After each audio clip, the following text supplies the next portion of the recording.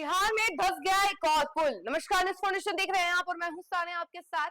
खबर नालंदा से सामने आ रही है, जहां पर एक और पुल के ध्वस्त होने की खबर सामने आ रही है। आपको बता दें कि अचानक से इस पुल के नीचे की जो मिट्टी थी वो घिसक गई, जिसके बाद जो पूरा पुल है वो झुकने लग गया, गिरने लग गया। और इसके अलावा जो छड़ थे इस पिलर में वो सब भी बाहर निकल आए। जिसके बाद पुलिस ने एहतियातन बरतते हुए उस वक्त दीवार चुनवा दी और पूरा ईंट से दीवार खड़ा कर दिया, जिसकी वजह से दोनों तरफ से आवाजाही भी ठप हो गई। और इस पुल की बारे में हम थोड़ी जानकारी आपको विस्तार से बताते हैं कि कैसे ये पुल ध्वस्त हो गया और क्या कारण रहे इसके पीछे ध्वस्त होने के। हम आपको पूरी जानकारी विस्तार से बताते हैं। नालंदा में निर्माण कार्यों में गुणवत्ता की अनदेखी का एक बेहद गंभीर मामला सामने आया है, जहां बिहार शरीफ कतरी सराय मुख्य मार्ग पर दरियापुर के पास सकरी नदी पर बना पुल महज 10 साल में ही जर्जर होकर धंस गया है। पुल के फाउंडेशन के नीचे से अचानक मिट्टी खिसक जाने के कारण कई पिलरों यानी कि पायों में झुकाव आ गया है और इसकी कैंपिंग के लोहे के छड़ बाहर निकल आए हैं। स्थिति की गंभीरता और किसी बड़े हादसे की आशंका को देखते हुए जिला प्रशासन ने कार्रवाई की है। प्रशासन ने एहतियातन कदम उठाते हुए गुरुवार को पुल के दोनों छोर पर ईंट की पक्की दीवार चुनवा दी है, जिससे गाड़ियों की आवाजाही पूरी तरह से ठप हो गई है। पुल के अचानक बंद होने से नालंदा के पूर्वी भाग और शेखपुरा के पश्चिमी इलाके का सीधा संपर्क पूरी तरह कट गया है, जिससे दोनों जिलों की सीमा पर स्थित दर्जनों की हजारों की आबादी को भारी फजीहत का सामना करना पड़ रहा है।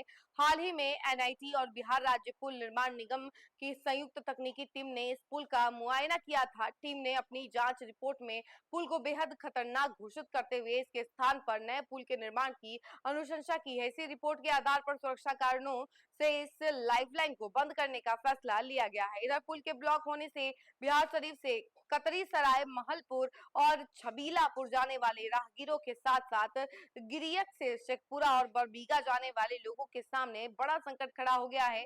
स्थानीय ग्रामीणों राजीव पांडे, धर्मेंद्र सिंह और विकास कुमार ने ये बातें बताई है कि पुल दोनों जिलों के व्यापार और रोजमर्रा के आवागमन की रीढ़ था। अब लोगों को शाहपुर होते हुए मीलों लंबा चक्कर काटकर गंतव्य तक पहुंचना पड़ रहा है। ग्रामीणों ने आक्रोश जताते हुए सीधे तौर पर आरोप लगाया है कि पुल निर्माण के समय नियमों की अनदेखी की गई है और घटिया सामग्री का इस्तेमाल हुआ है, जिसके कारण महज एक दशक में ही यह पुल जमींदोज होने की कगार पर पहुंच गया है।